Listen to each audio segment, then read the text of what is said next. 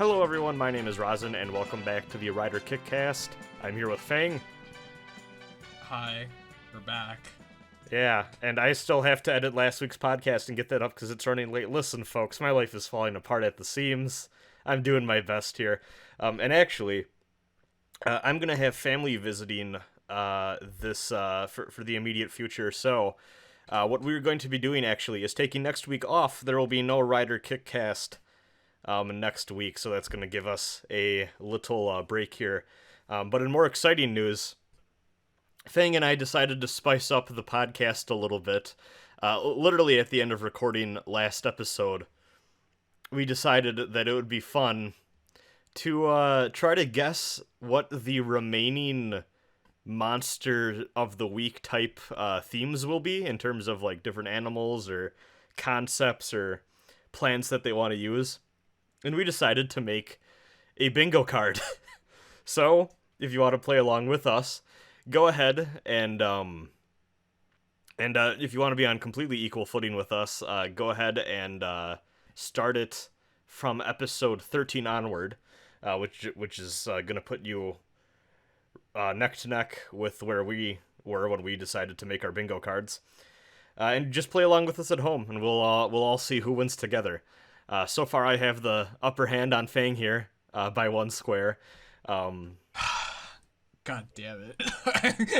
Yeah, I'm gonna you don't start. know how mad I was coming into like the second episode of this session and going, oh man, I already like, damn it. Damn it. I was very happy.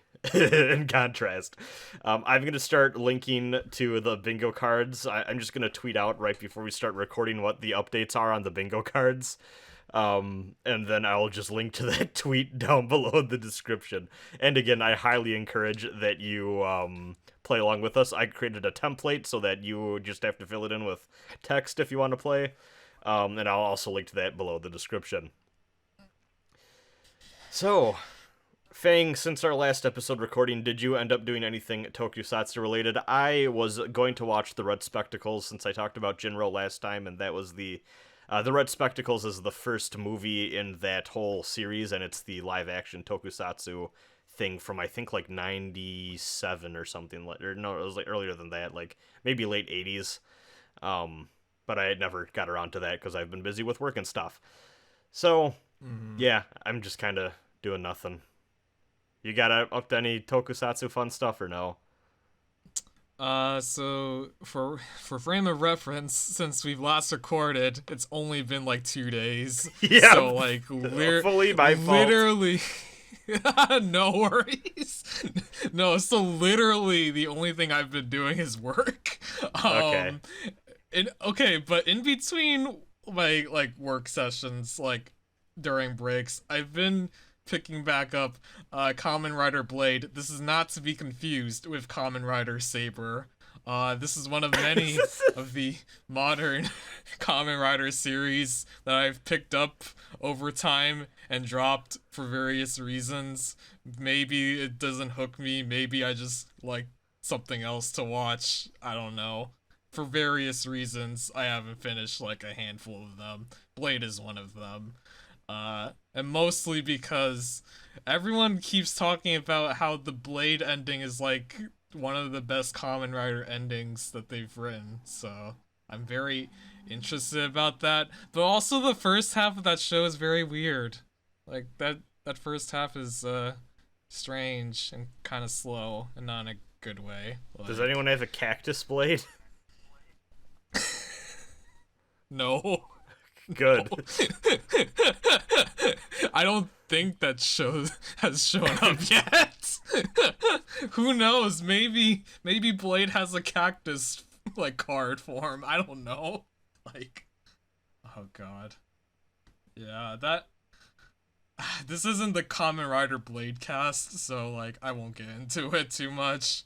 But yeah, that's a show. It starts off very high paced with like the first couple of episodes, and then it gets real slow. Like the characters kind of don't go too far. They do get developments, but like I don't know. Some of those arcs are really drawn out over like the tens of episodes, which kind of makes me glad that, in a way, that the original Kamen Rider at least has like very um condensed arcs in comparison, which we can get into with episode 13. Yes. Because this is definitely the end of an arc. Um, It certainly is. So, episode 13 is Tokageron and the Big Monster Army, or Lizardlon and the Monster Army, if you're going by the in-episode subtitles. Again, this is kind of a similar situation to Gek Garrus or Yamo Garrus or whatever his names were, where the translation that they used for the episode and what it seems like most people use is different than the actual official translation. So I'm just going to use Lizardlon as it's used in the episode because it's easier for me to just write what's in the subs than go back and double check with what the fan base calls it or whatever. So, a familiar shadow with a clawed hand hovers over the sign of the Toyo Atomic Energy Research Laboratory. Fang, did you immediately go like, is it that fucker? Because I immediately went, is it that fucker? which fucker? Our favorite ominous claw wielding likes to be a shadow on the wall man, Scorpion Man. Oh yeah. Oh yeah. No, I think I kind of just got that. Okay. Like, because right away, just from like the large monster army title, like yeah. Yeah, that makes sense. Like right away, I guess I didn't really pay too close attention to that specifically, but I was either they're repeating this very bad gimmick or Scorpion Man's back. But whatever, let's see where this goes. Two guards complain about the heat when suddenly Batman jumps at one of the guards, biting him on the neck. Very excited to see Batman again. As the other guard attempts to rescue his friend, Scorpion Man jumps at him. We cut to black and we see the episode title card. Pretty good title card. Maybe not as good as some of the Orita ones where like it freeze frames on a specific thing and then we get the title. But I liked this. I think it's starting to become a trope a little bit in these shows where we have nighttime facility guard walking around, hearing things. It's starting to become a thing too. Just don't go out at night. What are you guys doing? No, and if you're guarding something, you're fucked. It's all your fault. Scorpion Man attempts to cross a chain rope barrier leading into the building, but then is shocked as his foot rubs against it. This took me by surprise. Because he gets like launched back. I'm like, what's going on here? And then Batman attempts to leap over the barrier, but it is also shocked in midair and then like is thrown back. The narrator reveals that the barrier is an invisible wall made with electromagnetism, and even a nuclear bomb could not breach it. And I nodded and went, sure. Yeah, this is one part where like suddenly the science of Shocker like is put into question once again because it seems like this world is a little more futuristic than we give it credit for. I don't know, that barrier seems like a very very high tech thing compared to everything else in the show.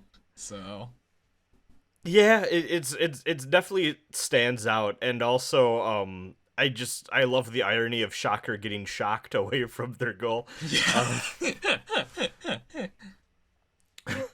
The electricity giveth and the electricity taketh away. The two monsters report awkwardly back to the Shocker leader, who is upset by this development. The Shocker leader reveals that the Japanese branch is lagging behind the European and American branches in forwarding their conquest of the world. I kind of liked this being explained because it makes sense. They probably don't have Kamen Riders defending America and Europe. Yeah. It's just not a thing. Yet. Yeah. Who knows? So he orders his scientists to give them the barrier destruction ball. One of the scientists objects, stating that the ball must be thrown from a distance of 20 meters to be effective, and it is too heavy to be thrown at such a distance by any of the current cyborgs under Shocker's control. The Shocker leader then orders the scientist to make a powerful enough cyborg to throw the barrier destruction ball. This is, like, so comical to me. It's really my goofy. my first thought in this situation would be, just make a cannon or something. Same. I was like, you don't have a catapult or like a cannon, or like you can't like shoot it out of something. You have like all the science in the world to make cyborg animal people, cyborg furries, and like you don't have, and yet you can't use that to make like a simple cannonball shooter. Like, no, it must be thrown. Okay, I see what you mean. Yeah, totally. This is the most like, fuck, guys, we have like 2 days to write an episode script. What are we gonna? There's a barrier. The barrier destruction ball. Soccer players. Okay, yeah, we got it. Like it. This is like, this show has had some like goofy kid show shit in it before, but this is just like bad. It's really dumb. Yeah. So, we cut to a soccer game where we watch star center forward player Ken Nomoto score a goal. As he makes his way back to the team's break room, he's accosted by a group of kids wanting autographs, who he tells to get lost. In the break room, he admonishes his teammates and tells them that they'd be nothing without his help. He then begins to drink, and demands that his teammates have a toast to his greatness, but the request goes unanswered. Laying it on a little thick here with how much we're immediately supposed to not like this guy. Yeah. Like, they have to fit it all into this one, like, minute where he's just a dude. Yeah. But I will admit, it is a little much, but I kind of like that there's just a bunch of, like, really hype children in front of his door. He's just like, get out of here, I don't want to deal with you. And it's like, oh my god, dude. Just a minute of being toxic. Like, we That need is- that for our character development. All of his teammates then leave him alone in the room, and as he's just sitting down in the break room, he begins to hear strange noises. Chameleon Man materializes in front of him, and then Ken throws his bottle at him, which shatters against the wall, but he misses. Chameleon Man tells Ken to join Shocker, and they can make him the most powerful man in the world. Ken laughs at the offer, telling the monster that he doesn't take orders from anyone. Honestly, I was a little surprised by this. I was totally expecting this to just be him being like, oh, you can make me powerful, sure. And he was just gonna join because of how much of a dick he's been in the minute we've known him. Yeah. Yeah. That would have been good, but alas. No, instead what we get is Ken kicking Chameleon Man in the stomach, and Chameleon Man seems very upset by this as Ken runs away, only to open the door and be confronted by Spider-Man, who then sprays him with webbing, which we've never seen him do before, and also the webbing just looks like spaghetti. I was gonna say, like, it reminded me more of, like, the squirt cheese, you know? Like... You know what, you're right. Yeah, it's more like, it's more like the, like the easy cheese shit that, yeah, you're right. It's like yellow. It doesn't look like a spider web at all. Yeah. Like, okay, like, let's say theoretically they did only have, like, easy cheese on hand. You could have put, like, a little bit of, like, I don't know, like, white food coloring or paint or something to at least try. At Snack Amigo, Taki walks in and Mr. Tachibana asks him what he's doing around so soon after his wedding. I didn't recognize him at first because, again, we're watching these in 3-episode chunks. And I was like, wait a minute, a character from an episodic adventure is coming back? Little did I know.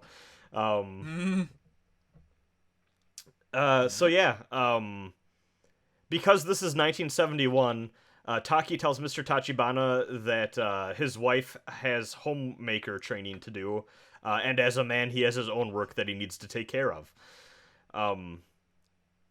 Taki asks where he is, confusing Mr. Tachibana. Shiro asks if he means Hongo, which Taki confirms. Me, as an audience member, goes, probably in the hospital. But Taki, in-universe, Taki praises Shiro's mind-reading capabilities and tells him that his talents are wasted working at a cafe, which embarrasses Shiro and annoys Mr. Tachibana. Raising the newspaper, Mr. Tachibana tells him that the answer to Hongo's whereabouts can be found inside. On the back of the newspaper, the camera zooms into a headline. 2 security guards killed. Toyo Atomic Energy Research Laboratory. Could an international spy organization be involved? Or be behind it, actually? I wrote it down verbatim. And I just said be involved. I wonder. It couldn't be. I feel like specifically in Japan, 2 security guards getting killed at an atomic energy research laboratory? How is this not front page news? Yeah. It's like on the back. Oh, whatever. We see Hongo riding his motorcycle while hearing his internal monologue. I'm assuming this is reused footage again.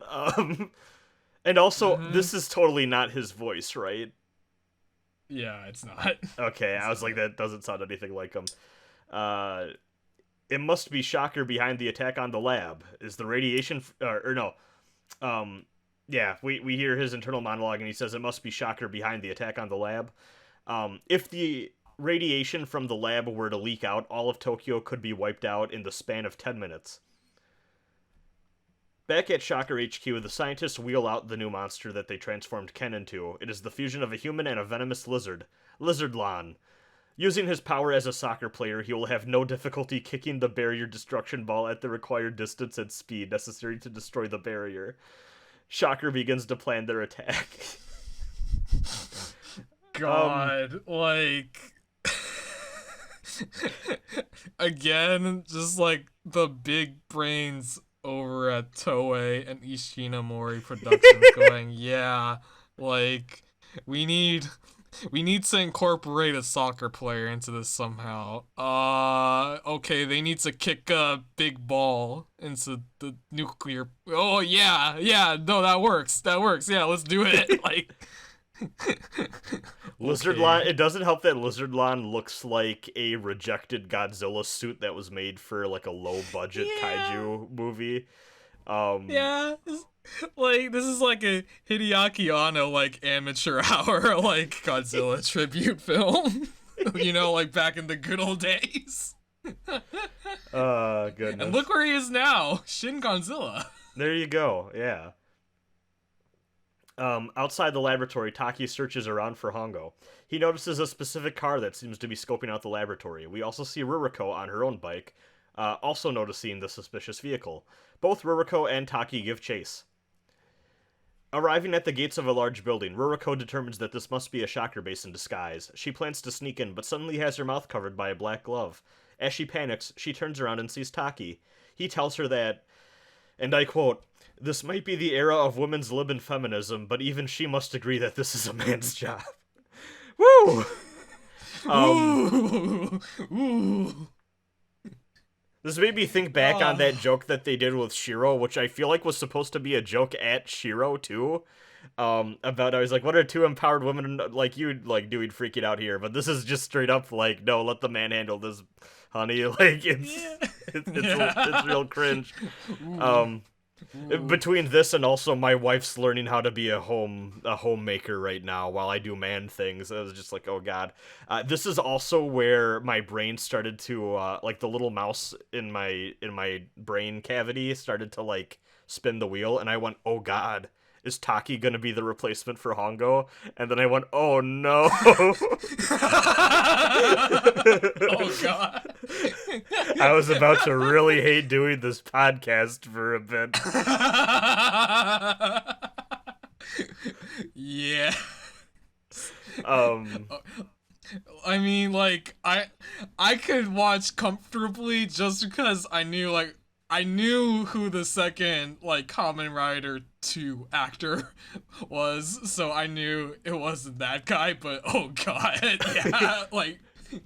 I mean, honestly kind of like the central figure for this episode because Hongo's out of commission. Like, it Yeah, mostly no, follows him. no, he was definitely introduced when Hongo like gets taken out of commission to serve as like the action man out of suits for these episodes. So, yeah. Like, ooh, this guy's a real piece of work. So he leaps over the gate with ease and then sneaks inside. He enters a room with many different people-shaped objects, which are covered by white sheets. Pulling one off a nearby figure, he comes face to face with the Saracenian, who is standing completely still. He believes that they are all made out of clay, and he begins to take the sheets off of every monster that we've seen in the show thus far. Suddenly, Ken, identifying himself as the master of the house, confronts Taki. Taki explains that he's looking for someone, and Ken claims that the only other people in the house besides the two of them are the statues that he likes to collect. He asks Taki to leave, and he does so, but claims that the housemaster has a lousy sense of taste. Ken watches Taki and Ruriko walk back to their bikes from the window, then tells the monsters they can stop pretending to be statues. He states that even though they were all defeated by Kamen Rider, they have nothing to fear, as he is now the great Lizardlon. We get a close-up of him peeling off his face and revealing Lizardlon underneath, which honestly was very good. Yeah, no, that was a pretty good shot. Also, like, just the fact that, like, he decided, oh, like, we're gonna just hide all of the monsters underneath sheets in this house. Like, this is a very goofy sequence. Like... Yeah. I'm still not entirely convinced why he didn't just have them all attack Taki right then and there either, but whatever, it's fine. Yeah. As Taki and Ruriko ride their bikes down a path, a giant rolling boulder smashes into Taki's bike, knocking him off of it. As a second boulder appears, Kamen Rider shows up on the cyclone and rams into it, blowing it apart. After stopping several more boulders with his bike, Lizardlon appears. Lizardlon kicks a rock at Kamen Rider, knocking him over. Lizardlon then kicks a second rock, which Kamen Rider jumps over. With the Kamen Rider now in midair, the monster kicks a third rock, yelling "Killer shot," and nailing Kamen Rider while he's falling back down to the ground. He slides down an incline in defeat. Me watching this episode goes, yo, this is... the Lizardlon is playing Mobile Suit Gundam Extreme versus Maxi Bustan right now. That's how you hit people in that game. You wait until they're falling and need to land, and then you just snipe them right then and there, and then you knock them down, and then that's the real tech. You get the knockdown by sniping out their landing, and then you're in a perfect position to win. I was very impressed. This guy was a gamer before his time. Yeah, this whole sequence is super dumb. Yeah, okay, so I was gonna say, like, first of all, like, did you get the impression that the way that they handled, like, the camera shots, they wanted Lizardlon to be, like, bigger than he actually is? Yeah! Because I was like, I was like, these are supposed to be, like, boulders when they were rolling down at the bikes, and then, like, that doesn't work as they keep doing the shots, and they look smaller and smaller, like, the more that they show of them. Yeah, like... They do not have the advantage of having giant Kamen Rider, you know, like Ultraman. So, like, they really had to finagle their way to getting Lizardlon to feel bigger, and, like, it just isn't very convincing. It really isn't. And, like, I also don't think they convey, like, I know, like, they're supposed to be implying, like, oh, like, since he's based on, like, a high, big kick soccer player, like, his kicks are really strong, and very strong enough to kick our special, barrier ball, and that it probably is super dangerous to have that kick on a giant boulder, and, like, the force of that hitting Kamen Rider being a lot. Man, they do not sell it at all. No, like... and hey, you know who is also very good at kicking, as will be reaffirmed later in this episode? Kamen Rider. You know what would have been a Yeah. cool parallel to have between your villain and main character? The fact that their powers both rely on kicking. Every time this show has, like, the possible opportunity to do, like, a dramatic foil thing with any of these antagonists, they just don't do it. It's so frustrating to me. Like, there are so many obvious parallels that you could, like, kind of dive into, but they just let them linger over on, like, the sidelines, and it's gotten to the point now where I'm like, you can just, like, you could draw this forward just a little bit more, and you would have, like, a nice so through line to sell this conflict. They're so close, but they just don't get it. It's so frustrating. Yeah. Oh god. Taki recovers in bed, shocked that he saw the Kamen Rider lose against a Shocker cyborg. Ruriko and Hiromi enter the room as Taki begins to strategize what their next steps should be. Meanwhile, Kamen Rider trains, trying to find a new way to defeat his foe. Oh my god, I can't wait to talk about this. Kamen Rider falls into despair as he knocks down rocks from high places and then tries to, like, find a way to deal with the rocks rolling down the mountain, or, like, the large hills that he's, like, breaking them off of or whatever. But he keeps getting knocked over. He's unable to deal with the rocks that are rolling down at him in any possible way. There are a lot of very funny scenes of him, like, causing some rocks to tumble down and then jumping down to where they're rolling, and then he, like, runs in front of the rocks to, like, intercept them, and then he just falls over as they smash into him. Mr. Tachibana appears and tells him that once he trained with him on this very mountain to make him into an incredible racer, and it was hell and almost drove him mad, and now he must go through that same suffering again to defeat his enemy. Kamen Rider rediscovers his motivation. He has Mr. Tachibana begin to roll the rocks down towards him, instead of him having to do it himself. He is knocked even further down the mountainous terrain that they're practicing on, when suddenly Kamen Rider comes up with an idea. He needs double the power of his rider kick to destroy these rocks. Mr. Tachibana rolls a rock down at him from an even greater height than before because of the additional distance. At Kamen Rider's request, even though Mr. Tachibana is kind of skeptical about it and he doesn't think that he could handle it. Leaping up, Kamen Rider shouts Lightning Rider Kick and hits the rock with not one leg, but two, which is good enough to shatter it. Okay. Uh-huh. I can't fucking believe the answer to we need a more powerful rider kick is what if I used both my legs to kick instead of just the one. I can't fucking deal with this scene.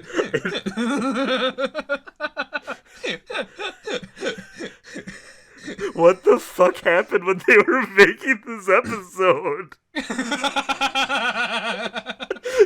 I don't understand. Especially coming off of the last two, I'm just, like, my jaw's on the floor in, like, every fucking scene. Oh my god. I think, like, when you bring that up, it's also funny just in, like, retrospect, like, Takeshi Hongo, very high IQ man, discovers, oh, if I kick not with one but 2 feet, that will be even more kick. Like, it takes this entire sequence to, like, think of that. Like, a whole week has passed, and he doesn't, like, optimize, like, his fighting abilities or anything to think, oh, like, if I want to put in more force, I just gotta use both of my cyber-powered limbs. Like, I don't know. Like, then again, like, I don't know, maybe he spends more time in the lab than his martial arts, but yeah. Also, it's called a lightning rider kick. There's no electricity involved. They could have called it the double rider kick. Yeah, like, I was expecting some, like, I don't know, like, Kabuto lightning or something. They had pretty good lightning kicks. And again, lightning rider kick, using lightning to defeat Shocker. It just makes me so bad. Like, there is something there. There are so many things that they can pull on to make this better, and they're just like, nah. He just kicked with both his feet this time. God, like, To think that this was the episode that they made into a movie. That's what I was about to say, Fang. This whole time I'm watching this, like, oh, I'm ready for a fucking banger of an episode. This was so good that they're like, yeah, we're gonna extend this to a full theatrical experience. And then I'm just like, it sounds more like they needed the movie to do like a retake of this. Honestly, maybe that's it. Maybe the fan base is wrong about like, oh, the movies don't fucking matter or whatever. Like, I want to see. I am dying to see what the movie version of this looks like. Like, what if they wrote a movie and then so much of it was just fucking cut? I'm sorry, no. There's nothing that justifies the fucking ball. But like, what the fuck is imagine going to the theater and seeing this. I'm just so confused. I need to know what that movie is like now. I just need to know. God, like, this is okay. So here's my big hope, right? My big hope is that Shin Kamen Rider is a remake of this movie, so that like. I can't even finish this thought. But like, there's also there's like a shit ton more scenes that Ano adds about like the Japanese bureaucracy and like the atomic division of the government arguing over the funding going into their electromagnetism barrier. Yeah. God, like, we passed legislation to add barrier destruction ball defense systems 2 years ago, and we've done nothing with that money. All of that money has been siphoned to other areas of the budget. What happens if a giant lizard man with a barrier destruction ball appears? And then there's just a bunch of scenes of people arguing with each other, and then like Shocker advances. It'll be a great movie. Yeah, and I want them to keep like the lizard costume the same, you know? Like, yes. Nothing else. Goodness. As Mr. Tachibana attempts to tell Taki the good news, he finds his hospital bed empty. However, he then discovers an ID badge left behind, revealing that Taki is secretly a part of the FBI. This was when I was once again worried, like, oh no, this guy's gonna be our new protagonist.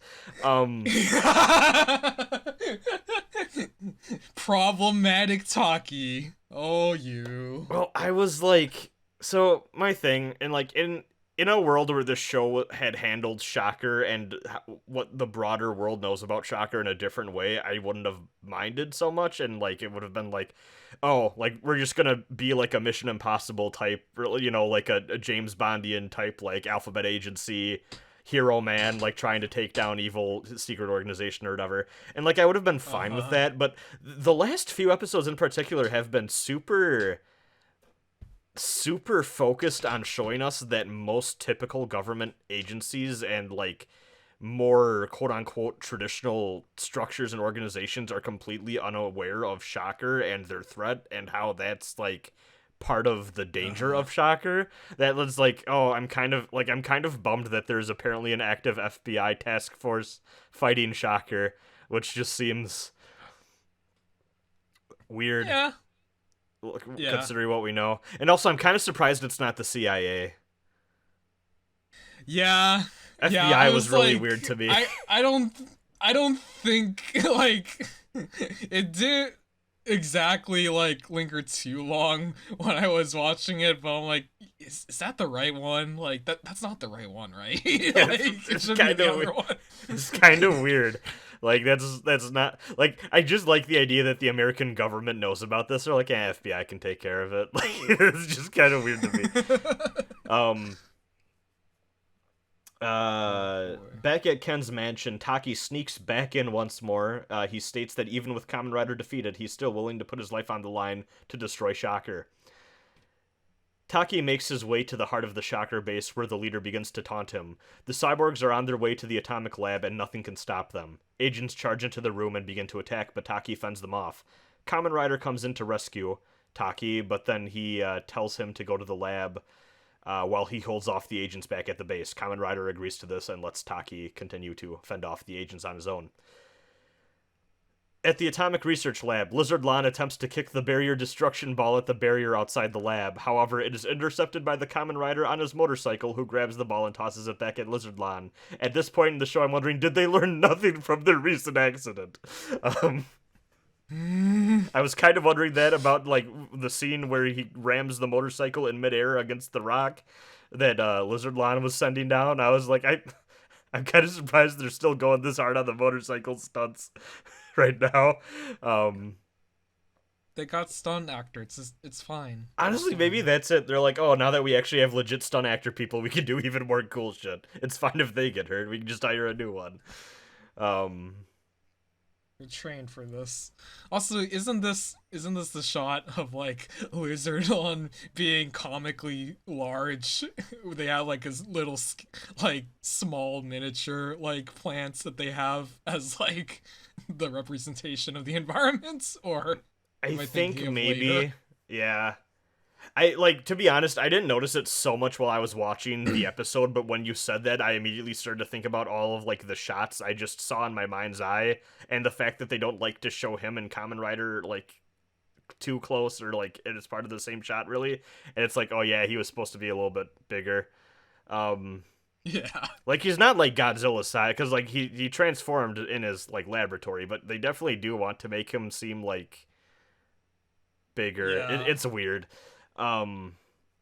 Lizardon's height fluctuates when the riders feel like it.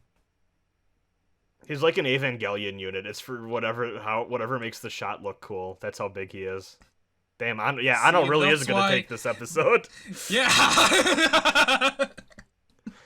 I'm telling you, Anno's gonna make a masterpiece out of Soccer Man. Oh God. So yeah, Kamen Rider intercepts the ball on the motorcycle, grabs it, tosses it back at him. Kamen Rider is then surrounded by all of the cyborgs he's ever killed before. Lizard Lon taunts Kamen Rider, asking him how he expects to defeat all of them at once. The answer is apparently with his motorcycle, as he then starts to speed at them and they all begin to run away in absolute terror down the road. Yeah. I just love that, like, suddenly Kamen Rider learning how to use his motorcycle makes him, like, the biggest threat Shocker has ever seen. Like, oh, we can take him on foot, but, like, the horsepower on that cyclone? Oh, God. Oh, fuck. Like, we can't use our powers against that. Like... Kamen Rider disembarks the Cyclone and begins to fight them in hand-to-hand combat, making quick work of the repaired cyborgs. I wanted to note in this fight scene, I was bummed because they, like... For all intents and purposes, this is just like a regular Kamen Rider taking out Shocker Grunt scene, but, like, occasionally one of the cyborgs will use, like, one of their dedicated weapons. Like, the Saracenian tries to grab him with a vine whip, but then Kamen Rider, like, rips it off and then whips him back. Mantis Man kind of has his, like, chain and sickle, like, claw type thing that he kind of used in his episode. But, like, Cobra Man ain't out here with fire breath or any, like, you know, I kind of wanted to see Chameleon Man do some invisibility shit and see a little bit more usage of the powers, and we don't really get and that. See, like, it could have been cool if, like, they coordinated the fights so that, like, they would combine their powers or something, you know? Like, Cobra Man sets Saracenian on fire and does, like, a fire whip, you know? Yeah. Like, wouldn't that have been cool? But nah, they did not have the time for this specific episode. In many aspects. So, like, he just whips them all down, and he's just kind of like, yeah, I guess I'm gonna go after Lizard Lon now. Lizard Lon then approaches Kamen Rider, but he is hit by a rider kick. Lizard Lon attempts to throw the barrier destruction ball kick the barrier destruction ball once more, but Kamen Rider intercepts with the lightning rider kick. The ball careens back to the monsters and explodes. Kamen Rider rides off into the distance as Mr. Tachibana, Ruriko, and Taki look on, and Ruriko talks about how Kamen Rider's great. The narrator has completely fucking given up at this point. Something, he fights for peace and justice. Oh my fucking god. Fang, I fucking hate this episode. This is the worst we've seen so far. And I can't fucking believe this is the big crossover episode where all the defeated monsters come back. I cannot fucking stand this. It's so bad. Yeah, this episode, oh god. Like it verges on funny bad in some instances. Like with the everything involving the ball is so stupid it's kinda great. But like yeah. the rest of it's just like, what the fuck are you doing? Like, I was just so... like, as you said, like, they have some material that they could have worked with and, like, pushed a little further. Like, and maybe done something cool with it. And, like, I mean, like, there's some things, like, okay, like, the Lightning Rider kick, like, I'm at least, like... It didn't bother me too much, but that's only because I watched Kuga, and there's exactly a similar arc that's done way better, involving a double kick. But like, yeah, this episode, you could kind of feel like they were kind of asleep at the wheel a bit. Yeah, this is the first one we've seen, because, like, I've seen some, well, actually, we'll talk about this, like, we've seen some of them that I've been like, this is, like, okay, or whatever. This is the first one we've watched where I'm like, I did not like this. I think this was just bad.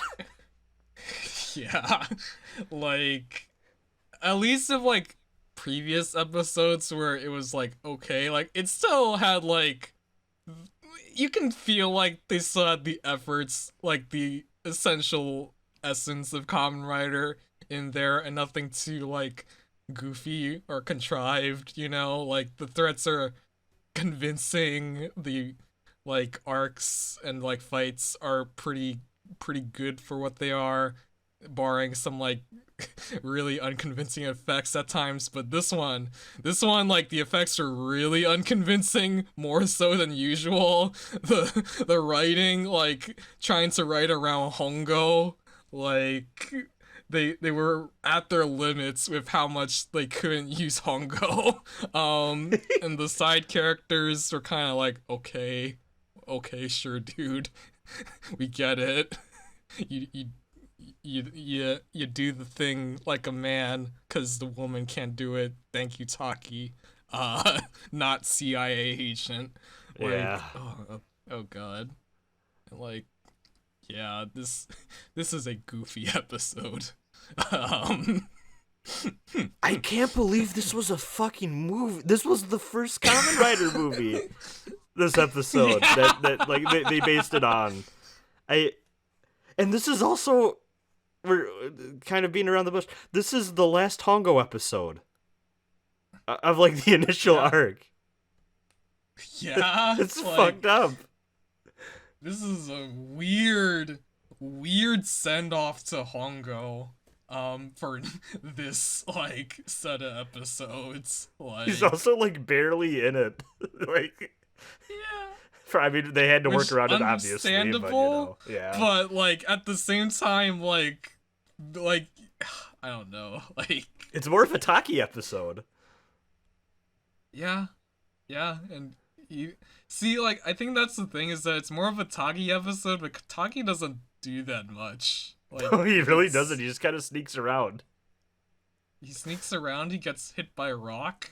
Yeah. That kind of sucks. Yeah, it's not like he has any like character revelations or like move like any of the plot or development in any way. It's like, yeah, I'm just the guy that's gonna show up in more episodes, like the next one. Yeah, I also want to point out, this is, at least for now, it seems the last Ruriko episode, and all she does is get told, no, you can't do the cool thing, I'm a man, I need to do the cool thing. This is the last moment we're gonna have Ruriko in this show, and that's what happens. Now, okay, so I do know that Hongo eventually does reappear later on in the series. I hope Ruriko does as well. We'll see. Oh, God. Because she got done real... Because, like, she was starting to do more shit. Like, she fought off some Shocker agents on her own a little bit ago, and, like, she's getting more involved with the investigations into Shocker nonsense and, like, not, you know, doing a better job of, like, not always getting captured and all that stuff. And like, there's stuff happening there. She was getting better at this, and now the show's just like, okay, bye. Bye. We don't need you anymore. We don't want to play with you anymore. Yeah, honestly. Throw away Woody. Oh my god. Like, on one hand, like, I kind of get it from the perspective of most of her arc, if you could call it that, or conflict, revolved around not knowing who Hongo and Kamen Rider is, and the inherent conflict in that. But I mean, disregarding the fact that they kind of forget and remember that conveniently whenever they need to. Like, this definitely feels like Ruiko's disappearance paved way to, like, this is mostly a quip about Kabuto, but like, I'm imagining an alternate timeline where Ruiko stayed along and like we didn't have like fucking Hiyori and Kabuto, who is kind of nothing. Please Toei, make better use of your heroine characters. They have so much you could do with them. Instead of whatever this is. This episode was directed by Hidetoshi Kitamura, who you may remember as directing episodes 5, which was the Earthquake episode with Mantis Man that we were pretty lukewarm on. We were like, that's okay. As well as episode 8, which is the Glasses episodes with Bee-Woman, which we were also very lukewarm on. This guy is like the anti-Itaru Orita in my mind. Yeah. Yeah. The best he's apparently capable of is mid. Yeah. Like, I'm sure he's an alright, like, coworker to work with, you know, like, doing the thing, getting the check. Yeah, like, he's there for the filler when they can't get Orito on the line, I guess. Well, apparently not for long, because this was the last thing he did Kamen Rider related ever. This series, rest of the franchise, this was it. This was his send-off. Okay, that's actually really done. Funny. He's fucking done. He dropped this masterpiece of an episode, like, yeah, Lizardlon, and then just fucking left. Like, he's like, I directed the first Kamen Rider movie. I've made my mark. Threw the rose, walked out of the room. Oh my god. God. And he worked on some That's other. Incredible. I saw he worked on some other stuff. Like I think he worked on Go Ranger, and I think he worked on Kikide, or he worked on some other stuff around this time. But it seemed like he wasn't. He was around, but he didn't seem as prolific as some of the other standard stock Toei directors that we've talked about previously. But he definitely had his finger in the pie there. Do you want to move on to episode 14? I'm ready to leave this far behind. Yeah, this has been a wet fart of an episode. It really has been. Episode 14, Raid of the Demon Sabotegron, also known as the Devilish Cactogron Attacks. This is also, to me... One for Rasen's bingo card. Yes. Reminder. God. This episode is titled Rasen Gets His First Strike in Bingo. We receive a new opening for the series featuring a brand new Kamen Rider who looks pretty similar to the original but with a few differences. I actually think I like this design a little bit more. There's subtle differences, but I feel like they're like, hey, we got a new main actor. Why don't we figure out what's going on here with designing a new suit and all that? Yeah, I definitely like it better too. Like, they added some more colors to help contrast with like some previous design elements that I think makes it nicer overall. Yeah, like the belt has more like red on the actual like belt. And the helmet has more of like silver like running down the middle of it, when before it was kind of more of a uniform color that it was a little hard to see from afar. It kind of having that color delineation, though it certainly did, if I recall correctly. But it's just more apparent and a lot more, there's a lot more contrast with the new design, so that's cool. Yeah, and this is the classic Kamen Rider design that they use ever since. So yeah. This episode opens in Mexico, of all places, where we see the Palos Dam break apart in like a weird like claymation, like miniature style thing that I was not expecting. Yeah. Yeah. It was something. It looked nice for what it was. Yeah, it's a nice change of pace, I think. Yeah.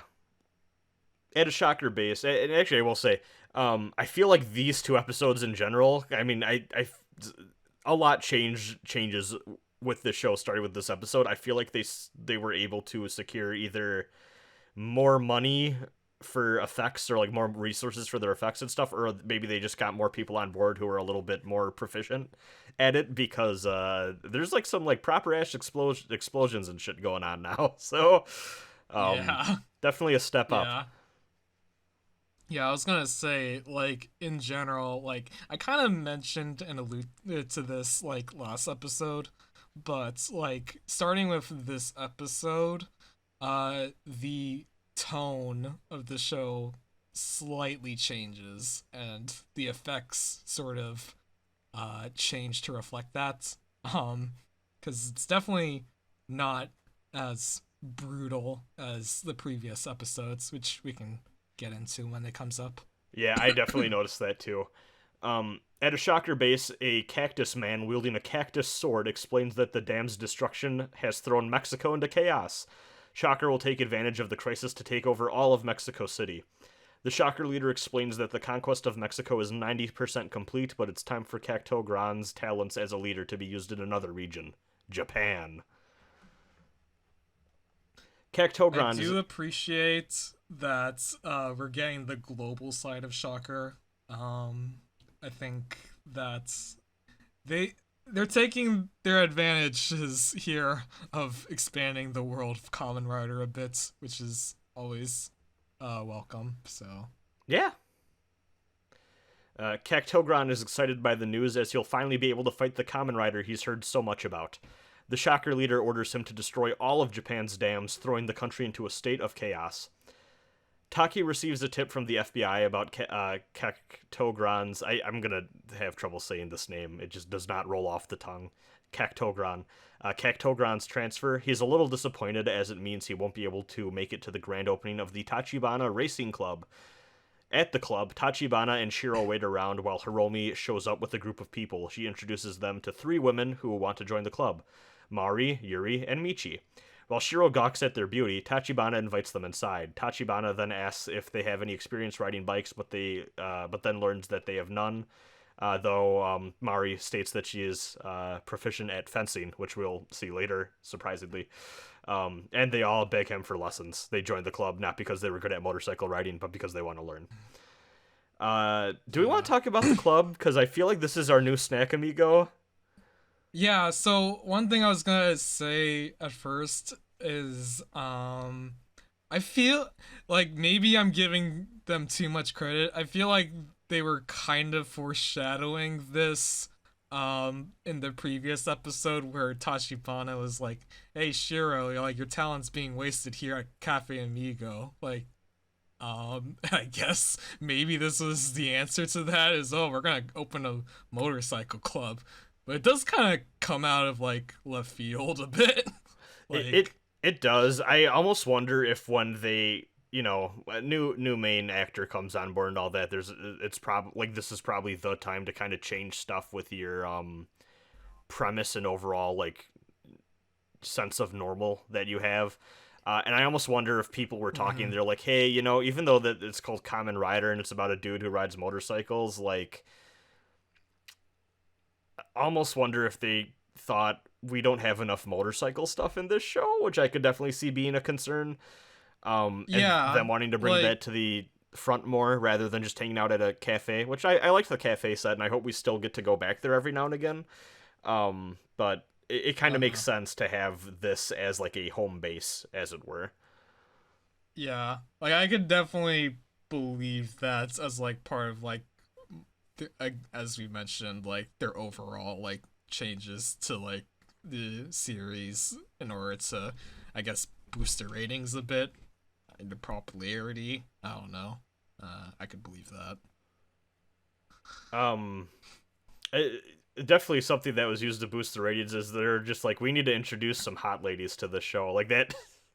That immediately, like, as soon as I realized that this group of women are going to be like recurring characters, kind of like Hiromi and Shiro were at Snack Amigo, I was just like, oh, they wanted to hire some like good looking people to just get into the mix here. So I'm curious to see what they do to them, because right now they're like mostly just there to serve like the type of comedic role that like Shiro kind of has been serving up to this point, but like, for lack of a better word, the show so far has kind of been treating them like, oh, haha, look at the funny bimbos fighting the monsters, and it's like, oh, okay. Yeah. In general, these episodes, the trajectory so far has been woman, Yeah, the show gets a lot worse about that. Shockingly fast. It's something. Mari does get some cool shit to do later on, at least. So hopefully, it's not completely for waste. Yeah. But yeah. There's definitely some tonal differences that are occurring here from one protagonist to another as the series transitions. Yeah. Tangent. I'm very curious as to how like the Kamen Rider manga like handles like all of this. Like, yeah. Do you think the new guy even shows up? I wonder if it's just Hongo all the way through. I wouldn't be surprised. Was the manga done? The manga was done like either concurrently or after. It was like parallel too. Right. But I do know, I have read before, this was even before we did this podcast, I had read that they both kind of influenced each other in some ways, it sounds like, too. So I almost wonder, I would not be surprised if the manga changed along the way, too, to kind of reflect this as well, because this is kind of a big shift. We'll have to see when that official omnibus thing comes out, because I'm definitely going to pick that up. I'm not sure if you are, but I'm curious to read that, especially now that we're making our way through this. Yeah, I definitely want to read it at some point, yeah. Because I'm very curious now. Who knows, maybe there'll be an extra episode. Yeah, that'd be fun. Outside the airport, Taki makes contact with a fellow FBI agent. He asks about the Shocker commander coming in from Mexico. We see another man looking at them from a distance. At the Tachibana Racing Club, loud music is playing and the girls are all dancing around. A child eating a banana encourages Mr. Tachibana to stop being a quote-unquote fuddy-duddy and have some fun too. Okay, so this kid keeps calling Mr. Tachibana Pops, and I was like, does Mr. Tachibana have a son that we've just never discussed before? But I literally think it's just some kid. See, like, that kid came in with, like, the other He came in with the girls, right? Yeah, earlier. So like, I was able to catch that, but I could totally see how like that could be interpreted that way. Like, oh, Tachibana just has a son now that we never knew about. It wouldn't. If they did that, I wouldn't have been surprised considering the other sudden changes. Yeah. But, yeah. The kid decides to join in on the girls dancing. They're all having a good time. Mr. Tachibana complains about kids these days. Outside, Mr. Tachibana sees the Cyclone, which has a tarp over it, activate on its own and turn on its autopilot. Mr. Tachibana hops on so that he can meet up with Hongo. Because it's on autopilot, Mr. Tachibana brags that he could sleep all the way to Hongo's location as long as he doesn't lose his grip, and then he kind of puts his, like, he kind of rests his head on one hand, which is a good joke.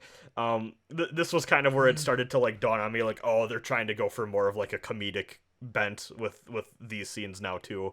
More so, I mean, there's already been levity and comedy even in the first like 13 episodes or so, but like they're definitely trying to have more like gags now.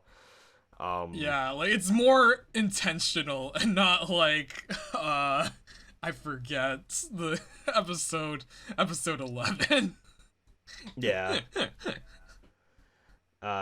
As Taki drives the car with the FBI agent in the passenger seat, a radio broadcast reveals that the body of a deceased FBI agent was discovered on the very same flight the man claimed to have come from. As Taki looks over in shock, the man whips out a cactus arm, turns off the radio, and then transforms into Tokageron. I want to state, there's a moment here where we clearly see this man has a cactus arm, and he turns off the radio, and Taki sees this and keeps talking to him like he's a normal man for like a sentence. I was really baffled. Star FBI agent doing his job real good. Maybe that's just like an FBI thing. Sometimes they got monster arms. Who knows what's possible in the world of Kamen Rider. He then tells Taki that he is going to die, and Taki's like, ha, bullshit. This was actually a very good Taki moment. He's like, as long as I'm in control of the car, you ain't got nothing on me. He swerves the car off the road and then jumps out at the last minute with the monster seemingly still inside, and then as the car flies off the steep slope and explodes at the bottom, Taki celebrates. However, Tokageron managed to escape as well. He laughs at Taki and then starts to chase after him. This is the coolest thing Taki has done in this show so far. Yeah. Didn't get him anywhere, but... And again, kind of goes with like, hey, they have enough money to like set a car on fire now, so that's cool. Yeah, using those money revenue bucks real good from the masterpiece himself. Tokageron tosses a cactus bomb at the group, but then they dodge it, and Tokageron loses track of them. Back at the racing club, the women treat Taki and Tachibana's wounds. After Shiro reveals that Taki is a married man, they lose all interest in trying to help him. Hearing a motorcycle, Mr. Tachibana looks outside expecting to see Hongo. However, it's someone else. He orders Shiro to turn off the lights and for everyone to hide.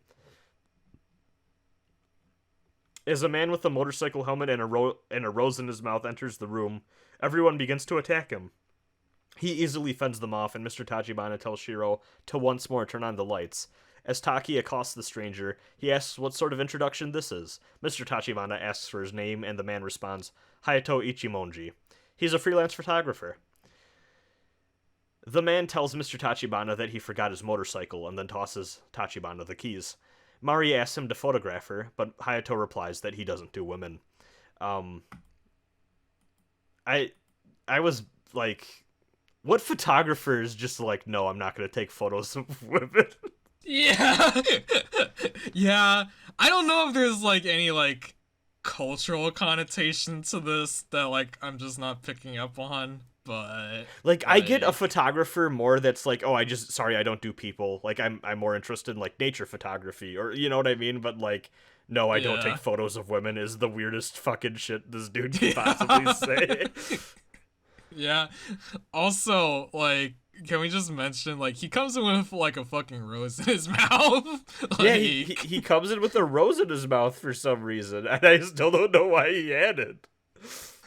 This is okay, so like this is a very, very interesting introduction to a character that we've seen thus far. Like, why the rose? Like, this is almost like Kabuto levels of like absurdity. Like, yeah, I could imagine Tendo Soji walking into the room going, rose in my mouth, pointing up at the heavens, like. Watch Kamen Rider Kabuto, everyone. It's a good time. It's a fun time. At the Shocker base, Tokageron is ordered to cause destruction. What a great order. However, before they begin, Tokageron wants to experiment with his cactus bombs, which he refers to as his Mexican flowers. The bombs look like ordinary cacti, but the needles are actually delicate fuses, and something as sensitive as a butterfly landing on one will cause it to detonate. This immediately made me panic and go like, this is a horrible idea for any type of bomb. They kind of semi-explain how they work more in detail later, but for now all we know is that they're super sensitive, and if you even slightly poke the needle on one of them, they'll explode. And I'm just like, how do you like store or move these or do anything with them? That's horrible. Yeah. But no, we learn later how they work a little bit more in depth. Hiking up a mountain, Taki and Tachibana search for Shocker's hidden base. They once more run into Hayato, who the two are suspicious of. They claim that he's working for Shocker, but Hayato responds that he's more into shutters, actually, and then takes a picture of the two. I really liked this. That was a good one. Yeah, Hayato is pretty fun. Yeah. He's a good change of pace after Hongo's seriousness, which I liked, and I enjoyed how I enjoyed the kind of despair, or not despair so much, but like the sorrow that came with Hongo and kind of his seriousness and hypercompetence, but having someone who's a little bit more of a jokester and a little more sociable, while also being very competent in his own way, is also I'm enjoying the change of pace right now. Yeah, for sure. Doing the very standard thing that I've seen a lot of in Japanese fiction of this time too, of starting off like with a protagonist that's very serious and very like, let's say, stereotypical superhero-esque, like very Superman style, good at everything, good-natured, kind heart, but also isn't afraid to be a warrior. Just like very, very manly, masculine dude, and then contrasting that with a second protagonist later on who's a little bit more of a joker, a little bit more of a ladies' man, again, more charismatic, doesn't take things as seriously, maybe sometimes a little bit more of an asshole too. This is definitely a dynamic I've seen in a lot of shit before, so... Yeah, definitely. So... anyways, after taking the picture, Hayato laughs off their claims that he's following them, considering that he was further along the path than they were, which is honestly a very good point. Just as Mr. Tachibana is about to walk away, Hayato stops him. Mr. Tachibana almost stepped on a cactus, which sticks out like a sore thumb among all the other natural flora surrounding it. Hayato stops to take a picture of it as the other two continue their way up the mountain. The duo eventually reached the Shocker base, which is clearly marked by a giant eagle statue. They were trying hard with this one. The two decide to sneak in after nightfall and then attack. However, they see Hayato sneaking up to the base and rush to warn him. Hayato tells them to be careful, as the cacti are actually bombs. Hayato tosses a rock at one of the large cacti in the distance to prove this, but then it doesn't explode. Again, a very good bit. He stands and looks in confusion as the other two yell at him for scaring them.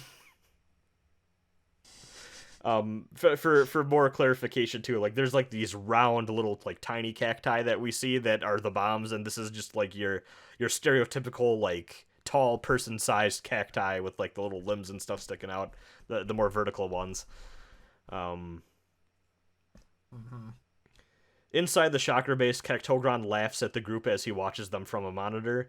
The Mexican flowers have not yet bloomed, and he won't allow them to until his true enemy, the Kamen Rider, makes his appearance. So yeah, they kind of explain here, like, Tokageron has some degree of control over when the bombs are active and when they're not, like when they're just regular cacti, which makes a lot more sense than how they first explain how they work.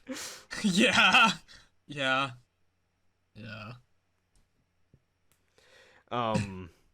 Apparently abandoning the Nightfall plan, Taki and Tachibana just decide to knock out a guard, but it's actually a dummy.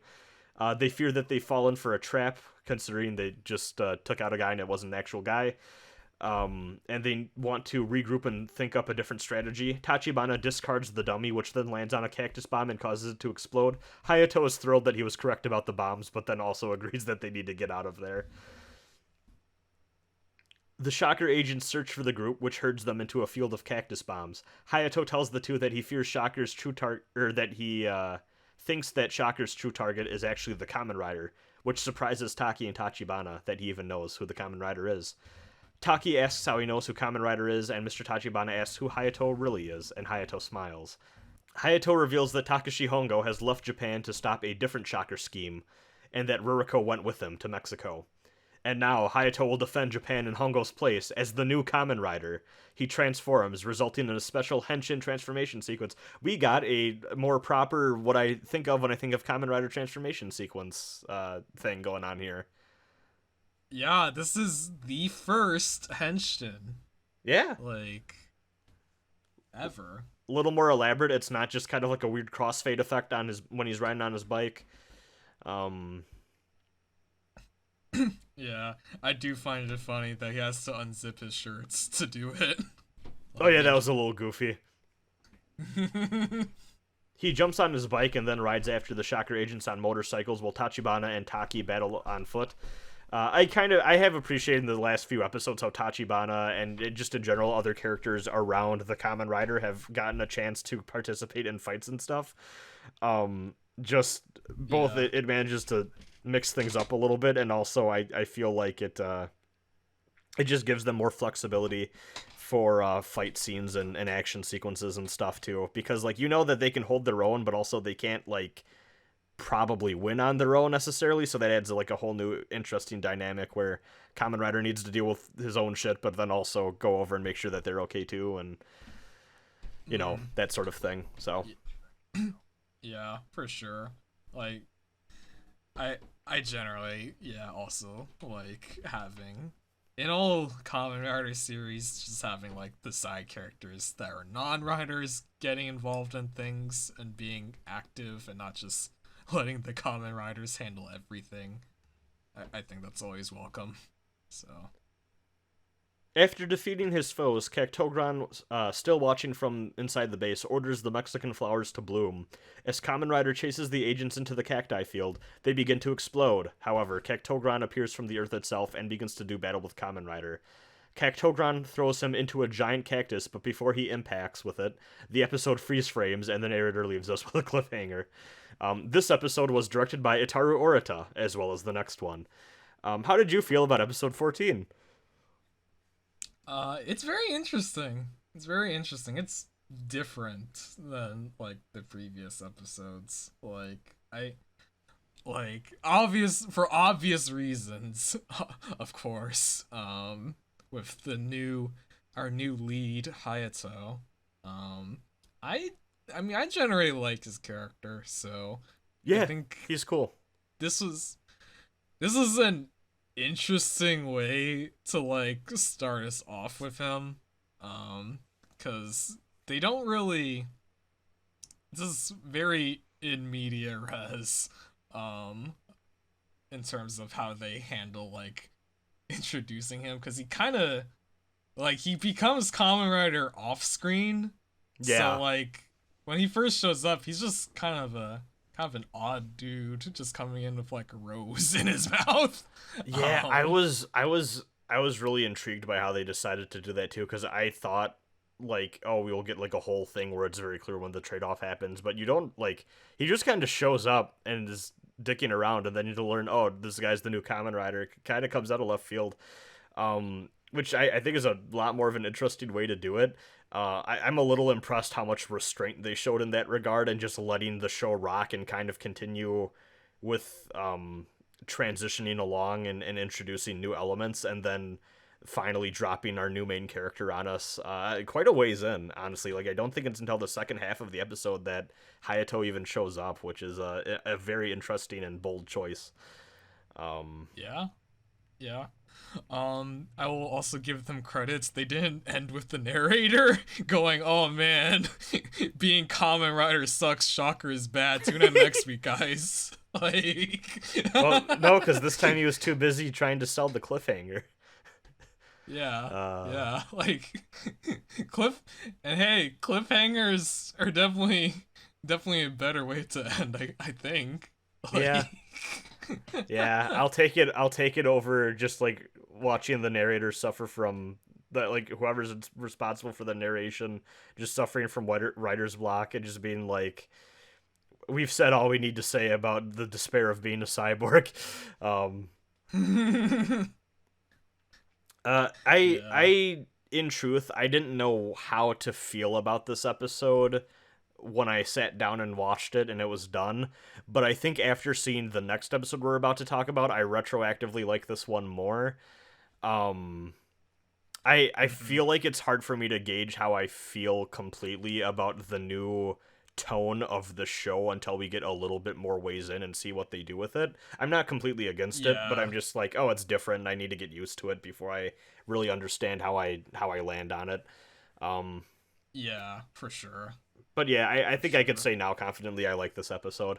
Probably my least favorite of the Orta episodes, but he also has a lot to do, you know. So I don't there's put a lot blame of on him like, for that.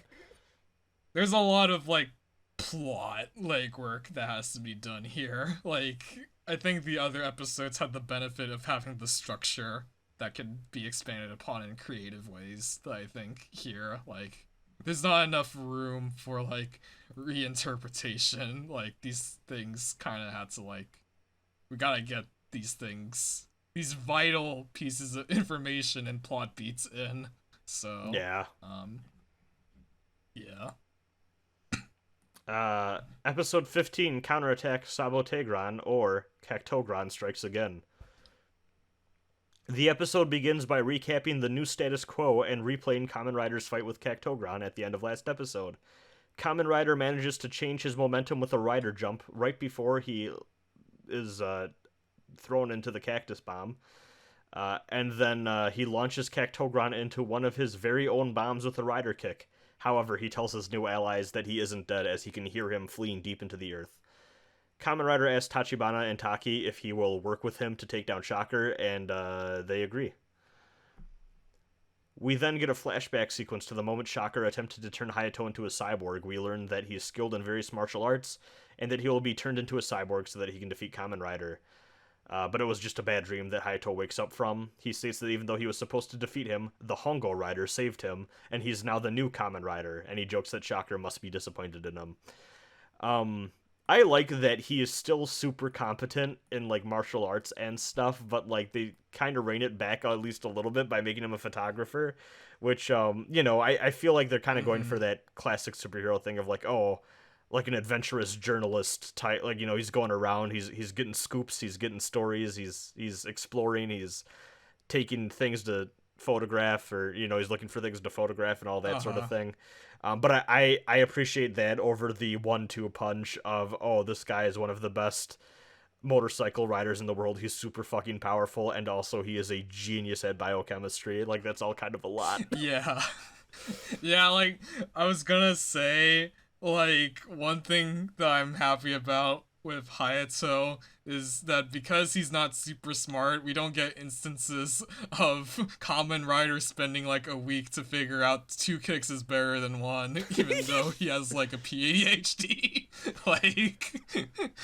like this guy I can believe, like, okay, like he has some figuring out to do with like powers and stuff, so they don't have to, like, I won't notice things like that too often as much as before.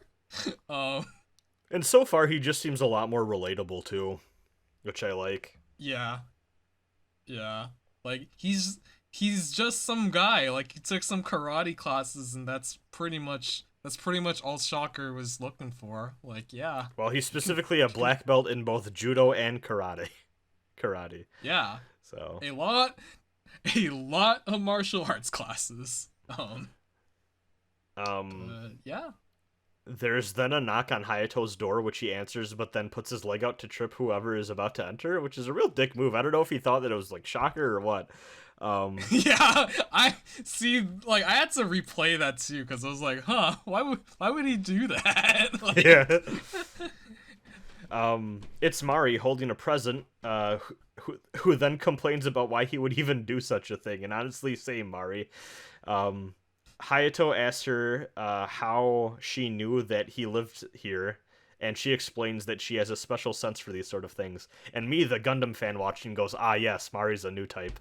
I mean, if they introduced a new type in the middle of the series, I wouldn't bat an eye. Yeah, if she has psychic powers, I'd be down. There is then a knock on Hayato's door. Oh wait, no, I just read that. What the fuck am I doing? Well, back in time. Yeah. She once again asks him to take photos of her, but he again refuses, again stating that he doesn't take photos of women. Dude, what is your problem? Just take the fucking photos. What do you have against photographs of women? Like I honestly wonder, like, is that like, I wonder if it's like a like, oh, I'm above that, like trying to be like, oh, he's not a perv or something, but I don't know. It seems really dumb, and he seems like a douchebag when he says that. Yeah, again, like, maybe there's some context that, like, is very specific that we just don't catch on, And maybe but... it's also like, this was 50 years ago. I'm sure there was some differences there too, but like watching this in 2021, I am just reminded of Ninja refusing to stream with women. Like, Yeah! Oh, God. like peak dude who's like, no, bro, I'm not friends with any women because I want my girl to know I ain't cheating on her. And it's like, oh, okay. That's not weird at all, that you're just kind of okay. But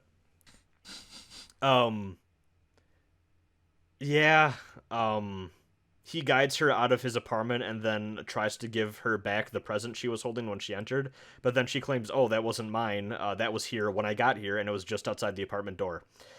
Mari begs him to open it up, and he's curious, so she rushes back into the apartment, and he he kind of carries it over to a table in, it looks like their kitchen, or his kitchen. They don't live together, what am I talking about? And he jokes not to blame him if it blows up, which is very something on the nose. Yeah. Inside is, sure enough, a Mexican flower. Mari thinks that it's beautiful and attempts to touch it, which I'm like, please don't attempt to touch a cactus. That is literally the one thing you're also not supposed to do with them. Well, whatever. So she attempts to touch it, but Hayato grabs her wrist and tells her that if she touches one of the thorns, she will die. Using the bottom of the box... If this was the old series, like, this is the part where, like, her arm is shown to be red because Hayato grabbed too hard, but no. Oh, yeah, no, damn, you're right. Using the bottom of the box as leverage, he tosses it out of his window and tells her to get down. The bomb then explodes outside as Mari screams. Mari says that she saw another present just like that one, but she can't remember where she saw it. He tells her that if she can remember where Mari saw the box, he'll photograph her. She remembers that it was on the counter at the Tachibana Racing Club. Back at the club, Hiromi, Shiro, Yuri, and Michi examine the box and try to get it open. They're impressed by the cactus they see inside. They argue about waking up the boss from his sleep to let him know about the cactus. And during the argument, Yuri tosses the cactus bomb, which is then caught by Hayato as he dives in through the front door. A motorcycle is heard speeding off outside. It was a shocker agent spying on the club to see if the bomb would go off. Mari and Yuri decide to chase after him, yelling, "Hold it," as they pursue. This is where I realized, okay, thank God these women are doing stuff beyond, like, just kind of walking around and making jokes in very tight shirts. Yeah. Because I was kind of worried that's all they were going to do. But it's like, okay, no, they're getting into the action, kind of like how Ruroku was there. I'm sure it's going to be a lot of them getting in over their head and needing to be saved by Kamen Rider or whatever, like they were doing with Ruroku too. But, like, I don't know. It's at least nice to see them be like, oh, let's go fuck up that shocker agent and chase them down on a motorcycle. It's pretty good. Yeah. I also thought it was funny how it was both, like, Mari and Yuri are the ones who, like, they both get on one bike and chase the guy down. But Michi was also like, yeah, fuck that guy. But then just apparently is like, oh, I'm not gonna go. It's just like, eh. Well, yeah, cause like they, aside from like, who is the one who is the one who had the driving experience? Like, I can't remember. I think it was Yuri. I can't remember. Names are hard. But yeah, no, like, there's only so much room on that bike, so I just saw it as like, oh, I can't just run over there. Like, yeah. The bike then runs into a Mexican flower, causing them to go flying off. They're surrounded by shocker agents, but Mari grabs a stick and manages to do a good job fending them off for the most part. Again, she claimed when Mr. Tachibana asked if they had experience, she was the one who claimed that she was good at fencing. And we see her putting the stick to good use as she actually does do a pretty good job protecting her and Yuri from the shocker agents. Hayato watches from afar, then transforms into Kamen Rider to help the girls escape. As he flies into combat, he is disgusted that the organization is even willing to kill women in their plans for world domination.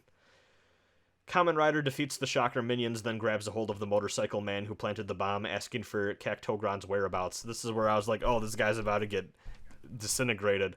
However, Hayato proves that he's already one step ahead of the game, and must have got some advice from Hongo, because he senses a thrown cactus bomb heading straight towards them and manages to jump out of the way with his captured Shocker agent in tow, just as the bomb lands and explodes. I thought this was going to be the Kamen Rider special, where he's going to try asking the guy for stuff, and then he just gets taken out.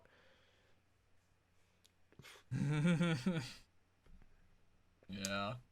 Back at the racing club, Shiro attempts to get the Shocker agent to say anything at all, but he refuses to talk. Mr. Tachibana states that they're probably designed to be mute, Mr. Tachibana states that they're probably designed to be mute, even when they fall into enemy hands, but we have clearly seen in earlier episodes that this is not the case. Yeah. I think in other episodes directed by Orita, they capture Shocker agents and then interview them. Yeah. Yeah, no, like, this definitely has come up. Like, I want to say I can excuse it being, like, because these Shocker agents are different than, like, the ones from previous episodes, because they have the luchador masks, which, fun fact, you're right. It's the iconic look of Shocker combat men, for any later appearances, so this one is the design that sticks around. Interesting. So yeah, I almost wonder then if, because we also get a little bit later in this episode them talking about, oh, they have different uniforms for different divisions, so yeah, maybe this is just a different type of Shocker minion then that we haven't seen a comparable version of so far. That's a good point. Yeah. Shiro is horrified by this, and then asks Mr. Tachibana if everyone will end up like this cyborg if Shocker wins. Mr. Tachibana jokes that Shiro is so useless that he'd probably end up being a cyborg specialized for mopping floors. Shiro tells Mr. Tachibana that was a mean joke. Mr. Tachibana decides to meet up with Hayato despite Shiro's protests about being left alone with a tied-up Shocker cyborg. Honestly, I feel for Shiro here. I think it's kind of fucked up to be like, hey, watch this evil assassin cyborg by yourself. He's tied up, he's fine. Yeah. Shiro starts to panic as he hears someone coming into the club, but it's just Mari, Yuri, and Michi. They offer to help Shiro keep watch, which he is relieved by, but then he can't help making a sexist comment about how girls are better than nothing. Which they take to their disdain, which I was again like, why is the show like this now? Like, it wasn't like this before. Like, did their investors go like, oh, you know what this show needs? Misogyny. I think the mask just finally fell off. Like, this might have always been there.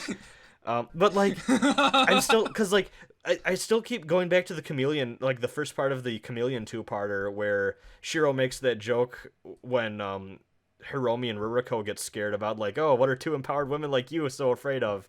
And, like, with the tone and how that scene goes with then Shiro immediately getting scared right after, I think that was supposed to be Shiro being, like, hey, you girls got this, right? Or, like, I think that was supposed to not, like, I don't think that was supposed to be, like, a joke that was, like, punching down, but, like... Yeah, like, I thought that was, like, yeah, like, that was just, like, a dig at Shiro being, like, kind of a dork, you know? Yeah, same. But... Like, I thought that was just Shiro being kind of dweeby, just being like, yeah, you ladies got this, right? Sort of thing or whatever, and just kind of being aloof. But then, like, these last 3 episodes have just been, like... women, am I right? And it's like, what the fuck happened? The 1970s are here. Yeah. Oh god. Yeah, so after the women are kind of like, what did you say? As the girls look at the Shocker agent, they start to comment on his style and say that he's kind of out of fashion. Shiro is impressed that they don't seem to be intimidated by his presence at all, unlike him. Suddenly, Cactogron breaks through the floor, causing everyone to panic except for Yuri, who adopts a combat stance. However, as the cactus monster gets closer, she too freaks out and starts to call for her mother. Tokageron rescues the cyborg, telling him that under normal circumstances, he would die for his failure, but they need every combatant they can for Operation Z. I was, like, fully expecting them to take, like, literally everyone hostage here, but they're just like, I know, I just want my guy back. Mm-hmm. At the Mountain Shocker base, Taki sneaks his way past security. The base is protected by barbed wire fences that, like the Mexican flowers, explode when their barbs are touched. Because of this, he needs to pull a naked snake instead and stealth his way over a wooden bridge. And then he dispatches 3 Shocker agents and takes one of their uniforms to sneak past the other guards. Second coolest thing Taki has ever done in this series so far. Yeah.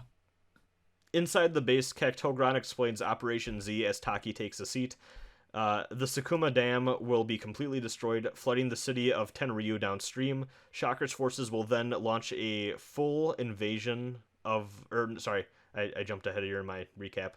Shocker's forces will then invade the city, and then that will serve as a launching point for a full invasion of the rest of the country. Taki asks what weapons will be used to achieve this, still in disguise, which Tokageron answers by saying they'll use his Mexican flowers, of course. However, he then realizes how strange it is for a regular guard to be attending an operations meeting, and then he demands that he take off his mask, which he does. Taki then complains aloud that he wasn't aware that different divisions of Shocker use different uniforms, and he is then captured. As Tokageron rushes over to him so that he can deal a killing blow, the Shocker leader stops him. For now, he will be used as bait to lure out Kamen Rider. As Taki is being taken away to his cell, one of the other guards pushes him aside and then takes out the other 2 guards escorting him away. He takes off the uniform, revealing underneath that he is in fact Kamen Rider. Kamen Rider tells Taki that the room storing the cactus bombs is right behind the wall next to them as they begin to punch a hole into it. This was, like, making me nervous because I'm like, why? I don't feel like you should be punching a hole into a room containing bomb. That's... I mean, they probably weren't active. That's probably how they get away with it, but... Yeah. I was just like, that. I wouldn't risk that. There's probably a door somewhere. After defeating him... as they begin to punch a hole into the wall, a Shocker agent spots them and rushes into battle. After defeating him, we then see Kamen Rider use the cactus bombs to blow up the Shocker agents room by room. This was a good sequence. Yeah, they got pyrotechnics now. They can do these little tiny explosions as everyone, like, flails away. This was fun to see Tokageron's minions get a taste of their boss's medicine. Yeah. Gotta love the karmic justice. Kamen Rider rushes outside where Tokageron meets him. The monster states that Kamen Rider has ruined his golden reputation from his actions in Mexico, and that he is now going to die, but he won't go alone, as he has attached numerous cactus bombs to his body and is planning on taking Kamen Rider with him. Did you feel like Tokageron gave up way too fucking fast here? Because I was a little surprised that he jumped to, I'm a suicide bomber now, right away. Yeah, like... I mean, to be fair, monsters have come back from the dead, so... Yeah, maybe he's just like, I trust the boss to rebuild me. Yeah, so... They rebuilt Mantis Man, fuck me if I don't get rebuilt. That's what I would be thinking. Yeah, like, that guy, oh, he definitely didn't deserve it, but he still came back, like, ooh. Yeah. The 2 battle, but it's clear that Kamen Rider has the upper hand. Tokageron makes one last desperate rush at his enemy after he is disarmed of his cactus sword. But Kamen Rider uses a rider jump to leap out of the way. Tokageron then collides with a rocky outcropping and then explodes, taking the giant Shocker Eagle statue with him. Taki runs outside to send Kamen Rider off as he rides away in the cyclone. The narrator warns that Shocker is sharpening its claws in preparation for its next opportunity. This episode was also directed by Itaru Orita. Yeah, I liked this one. I think this is my favorite one of the ones we've seen so far. Still some growing pains and some awkwardness coming with the protagonist change that was obviously not intended or planned for. I feel like they did overall a solid job, maybe not the best job, making that transition happen. Yeah. Yeah, they did pretty good for what they had, I think. barring from some some writing choices. Oh god. I do appreciate that this batch of episodes, and also kind of, I guess, retroactively we can identify some stuff from the last episodes that we watched for episode 4 of this podcast. They're starting to have more of the subplot stuff kind of seed into later episodes and have some carryover, so it doesn't just feel like we're having these serialized adventures where nothing ends up mattering for like the broader show. Like stuff from episodes is starting to reappear in the episode after it, and building on it in different ways, and even when the villain or the monster isn't the same, there's a little bit more of a link from one episode to the next in terms of several elements reappearing and all that. So that's kind of nice to finally have that starting to happen now too. I was terrified that we were just going to get into a place where it's like, oh, we're just going to get episode after episode after episode where it's just like meet some new people and then we deal with that, and like maybe they tell a good story out of it, but then like, that just keeps happening for God knows how long. The narrator says his stock line every time, like yeah. How did you like this episode? I think it was pretty good. I think, like you said, like there's some growing pains, some like transitional stuff that like I would have to get a better feel on for, because like it's hard for me to like really rate the episodes aside from like the lizard episode just being bad. Yeah. Yeah, I feel like we need to see more before we fully know how we feel about these. Yeah, like it feels like a series within a series, like even though it still has the Kamen Rider name, like it feels distinct in terms of like how it's written and portrayed. So I would have to see yeah like I do appreciate like the upped effects and stuff for the Hayato episodes, so like I think visually they're getting better and better, which is nice to see. Yeah, for sure. Yeah. I will say, while I liked Hongo, and like I really liked Hongo, I don't feel like I ever was attached to Hongo, and I feel like if they play their cards right, and depending on how this goes for the next few bit here, I could see me getting attached to Hayato. I think he might be a better protagonist. Maybe lacking some of the emotional depth, but they could still, I mean, it's not too late for them to start to introduce that and see that in a little bit more. Like they might just held off on that for now because they want him to obviously be a contrast, and they want to highlight the differences for now. But I mean, like, he does have stuff about, he has the nightmare about him almost being turned into a cyborg that seems to bother him, and then he kind of uses humor to cope with that, and then like just is like, well, gotta push past that or whatever. So I would like if we got a little bit more of that, and a little bit more of the, like, oh, how is being a cyborg affecting this guy, sort of thing. But yeah, I like Hayato a lot so far. And for sure. The new ladies for the racing club are fun. I hope the show treats them well. We'll have to see.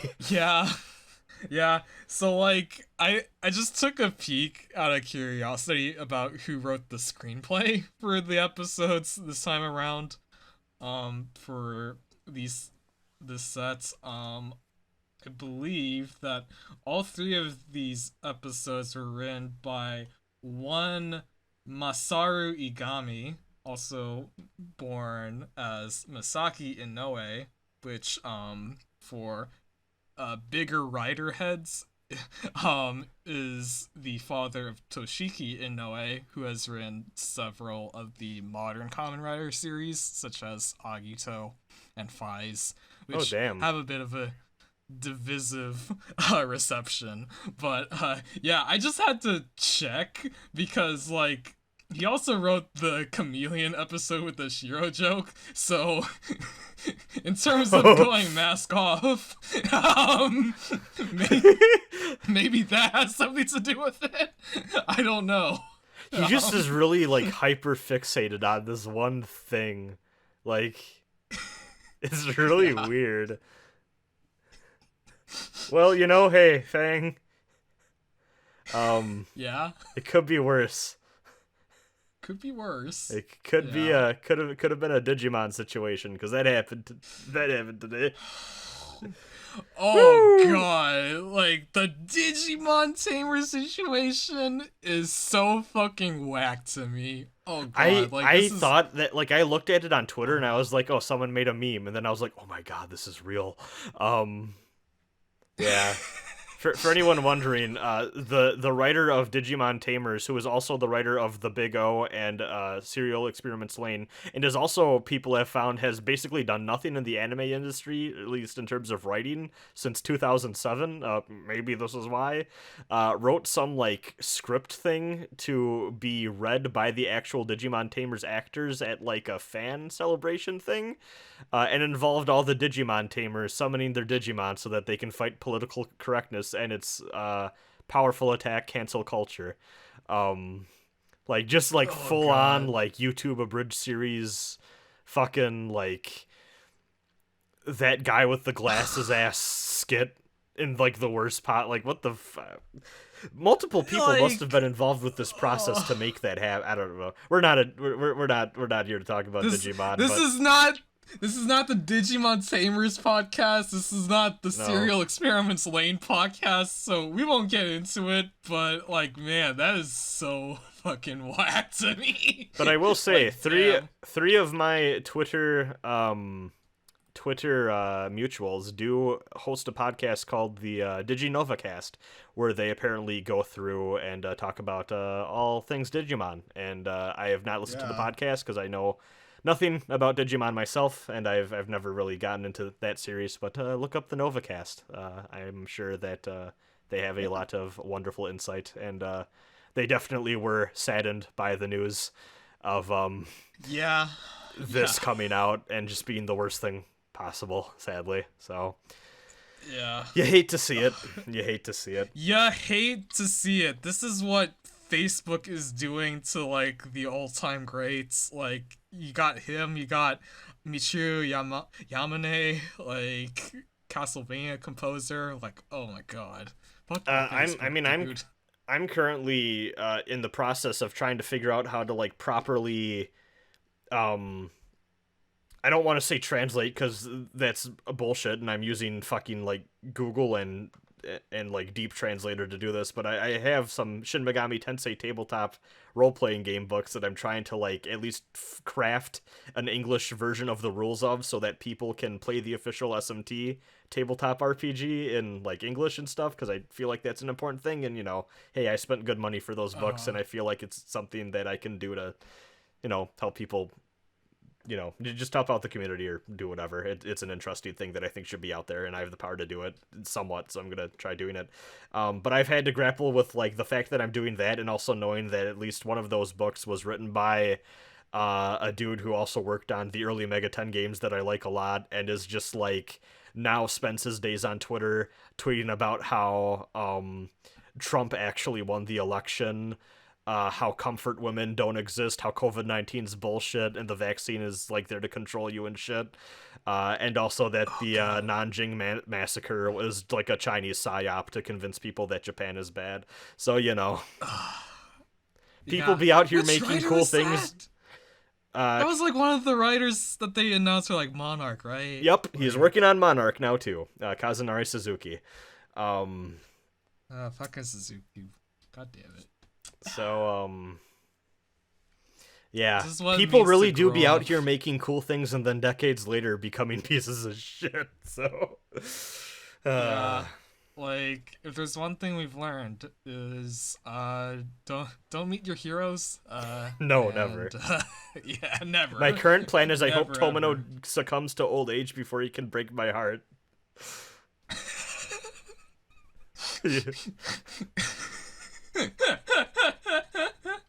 I just need this. Oh god. And I can't say that because he had some real weird anti-Semitic shit in his Zeta World Bible, which sadly was apparently just a thing that was really prevalent in Japan at the time, and even in like the leftist circles that were going on at that time, which Tomino had connections to. It was weird. We really do be living in a society, is what I could say about that. We do be living in a fucking society, and you know what? Like, I hope that Ishinomori was based until the end. Like... Yeah. Man, I've been reading... I can't get too much into this. We should end this episode soon anyways, but I've been reading more about, like, Ishinomori, and more specifically about Cyborg 009, and, because, like, the thing I'd always heard about Cyborg 009 is that, like... he was planning one more, like, final arc for it, and then he passed away from an illness before he could. And then years later, his son was like, oh, I'm going to take the reins and I'm going to work with some talented people.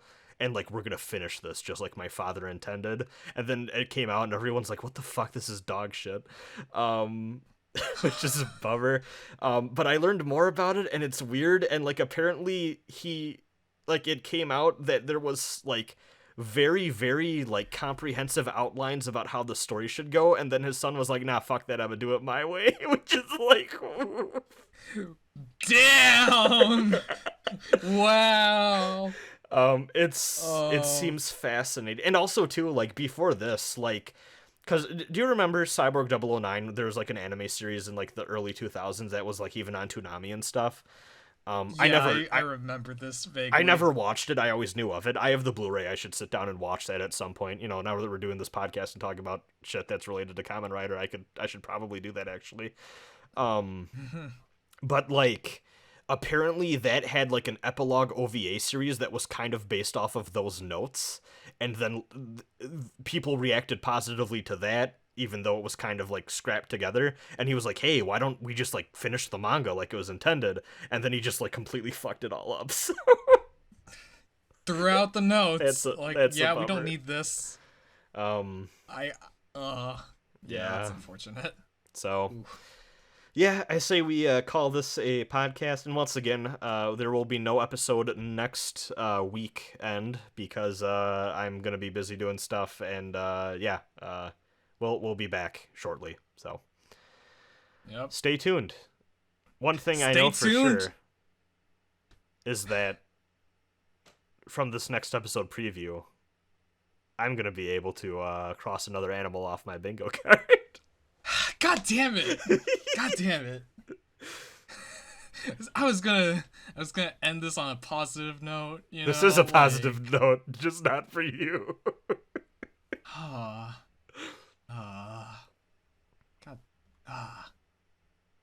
Have a good night, Please, everyone. there be a fucking ghost. Please, ghost, come.